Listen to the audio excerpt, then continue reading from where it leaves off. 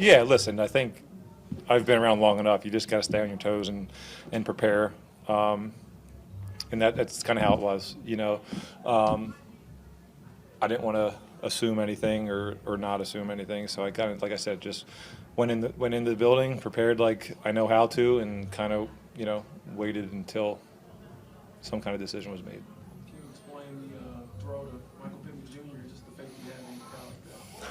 Yeah, well, I mean, listen, we talked about maybe having that opportunity at some point in the game, not necessarily on that play, but they played cover zero there, and I knew I had the corner and the other guy on the right side, and I knew I had him coming across the field. I just had to take a deep drop, you know, so I could buy just enough time to get the ball up, let him get across the field a little bit, get the ball up.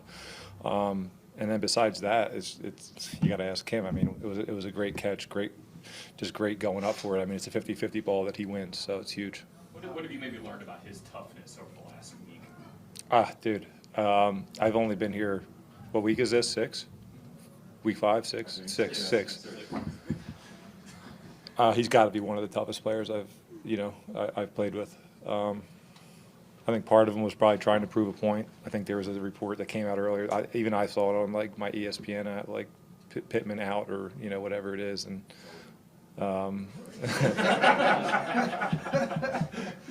it's awesome. I mean, when you have guys like that, you can go a long way, and that's the kind of guys you need to have to play winning football. And he's unbelievable for that. Being around him as much as you have, you figured out kind of how is he wired? Like, what gets him to be like this? I don't know.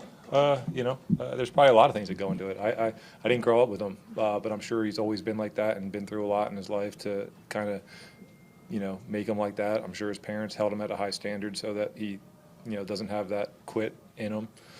So there's probably a lot of things that go into it. How have you seen that kind of trickle down to some of the younger guys in the receiving corps?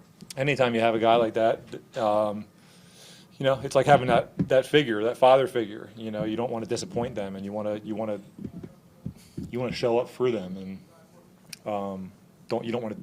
Part of it is you just don't want to disappoint. So like you have that expectation that like, hey, this guy does it, I need to do it. So it goes such a long way. I don't think you can quantify it. I mean, those guys are playing great, and they all are very resilient, and they keep their heads in the game when things aren't necessarily going completely right. I think that's a huge testament to probably him. Now that you say that. How valuable is Josh Downs today? What's that? How valuable is Josh Downs today? Was he valuable? He's been huge the last few weeks. I mean, ever since he's come back and been in this lineup, I mean, he's been a force to be reckoned with. I don't exactly know, what he did today in terms of catches and yards. I know we didn't throw for a ton, but I'm sure he had a ton of big plays on third downs. Last week, a ton of yards, right? You guys lose this week, not as many, but it felt like the clutch play making himself. Yeah. From those guys, what role did that play in this game? Yeah, it was huge. I mean, listen, I think there was definitely times where I was over there on the sideline, like, a little bit frustrated. Just feeling like you maybe left a little bit out there, especially even the second to last drive or whatever that was that we, had AP. I mean, if we hit that, I'd probably have 250, not whatever I had, so that is frustrating. But at the same time, playing in Baltimore for all those years, had a lot of tough division games. And I think it really teaches you a lot about how to win football games and, keep your head on right and stay tough in the moments where you need to be tough. And come through, and I think we have a bunch of guys like that on our team, so that's why we were able to prevail. What went into the interception? Yeah, it was just getting greedy, probably not having that dialogue with myself to just stay patient, and next thing I'm